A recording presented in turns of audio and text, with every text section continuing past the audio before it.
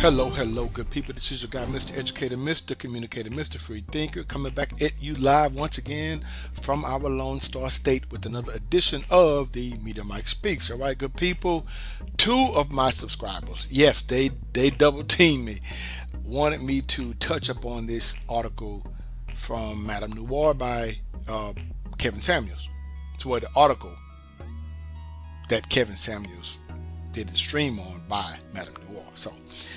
And I said, well, I really don't like to indulge in the relationship thing and celebrity thing because he is somewhat of a celebrity. So I've seen a couple of his videos. And shout out to the man, he's doing his thing. But they were like, could you please just do one on this, just this one time? I said, okay, I'll look at it and I give my 2 cents on it because I'm a truth seeker, and the truth is what it is, and it does hurt. That's why it's the truth. It's not supposed to feel good because you don't want to hear it. It is what it is. But anyway, that's my 2 cents. That's not what I'm not saying Mr. Kevin Samuels is saying this is the truth. But we're going to talk about this here on this article, and I'll give my 2 cents. So, Kevin Samuels says black women's enemy, put women's on there, so, is Hispanic women. Is this true? Anyway, let's talk about this. Infamous image and data consultant Kevin Samuels is at it again, and of course, he comes bearing another startling message for black women, aka sisters. In a short clip captured from one of his most recent live streams, Samuels argues that black women shouldn't be concerned with their white female counterparts taking their men. He strongly believes, he quotes, Hispanic women are the group's biggest enemy. That's a strong word. I don't like to look at that enemy. That's a strong word here. But anyway, hey, that's what he says. Now, take a good look here, people. This is the quote here. His words. He quotes, your biggest enemy is the Hispanic women. She understands how to season food. I don't know what that means. A lot of African American women know how to season food. A little bit too much. So she understands sensuality, femininity, and she was raised in a patriarchal environment, according to Mr. Samuels. He goes on to quote, the difference between femininity and fake femininity is amazing. Black women, you have a problem. The Latina problem, unquote, he reinforces. So, now the article goes on to say, while Kevin's message may be a bit abrupt and misinformed, there is data that suggests an uptick in interracial marriage, not only for black men, but for black women too.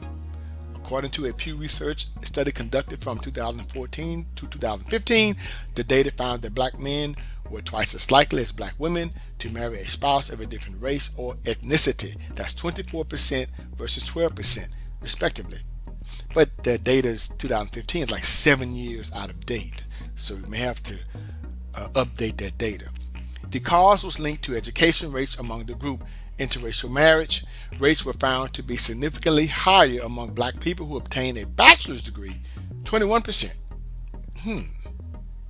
While only 17% of black folks who had some college education, someone of a different race, married someone of a different race or ethnicity. The number dropped to 15% with those only holding a high school diploma or less. The same trend proved to be similar with the Hispanic community. Interesting.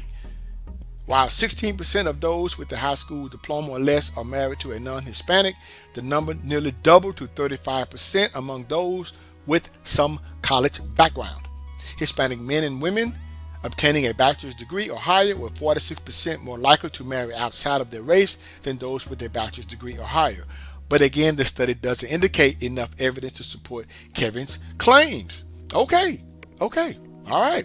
So, while black women might not be faced with a Latina problem, this is coming from Madame Noir, social issues are a more evident culprit when it comes to jumping the broom. They may even spare us a few marital woes. I do agree with this. The society kind of shapes this. Now, it's up to individuals to decide if they're going to play into what society's demands are, or push whatever they're pushing or forcing among the masses. It's up to the individuals.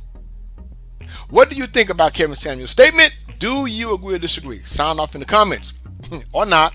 But anyway, let me give my 2 cents here, good people.